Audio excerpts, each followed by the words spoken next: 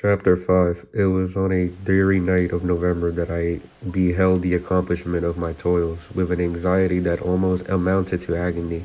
I collected the instruments of life around me, that I might infuse a spark of being into the lifeless thing that I lay at my feet.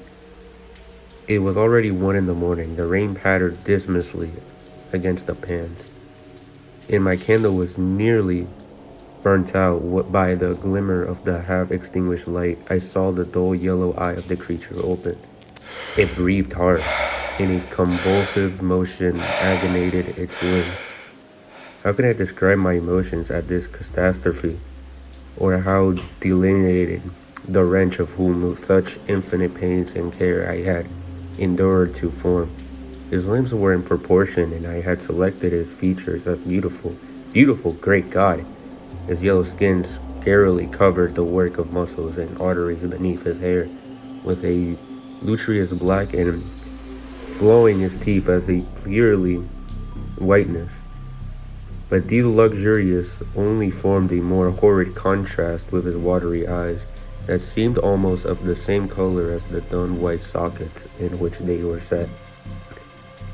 His shriveled complexion and straight black lips.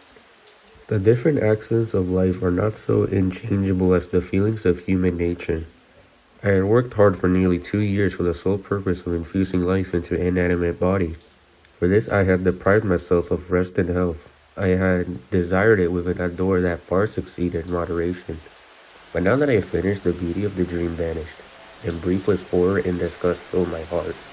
Unable to endure the aspect of the being that I had created, I rushed out of the room and continued a long time traveling my bedchamber, unable to compose my mind to sleep.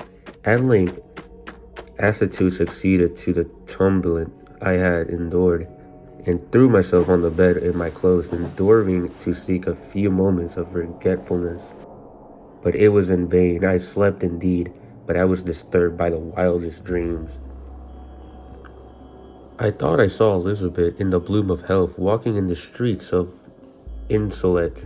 Delighted and surprised, I embraced her, but as I imprinted the first kiss on her lips, they became livid with the hue of death. Her features appeared to change, and I thought I had held the corpse of my dead mother in my arms. I shirt enveloped her form, and I saw the grave worms crawling in the folds of the flannel. I started from my sleep with horror. A cold dew covered my forehead. My teeth chattered. Every limb became consoled. When by the dim and yellow light of the moon has forced its way through the window shutters, I beheld the wretch, the miserable monster whom I had created. He held up the curtain of the bed, and his eyes, if they may be called, were fixed on me. His jaws opened, and he muttered some inarticulate sounds, while a grin wrinkled his cheeks.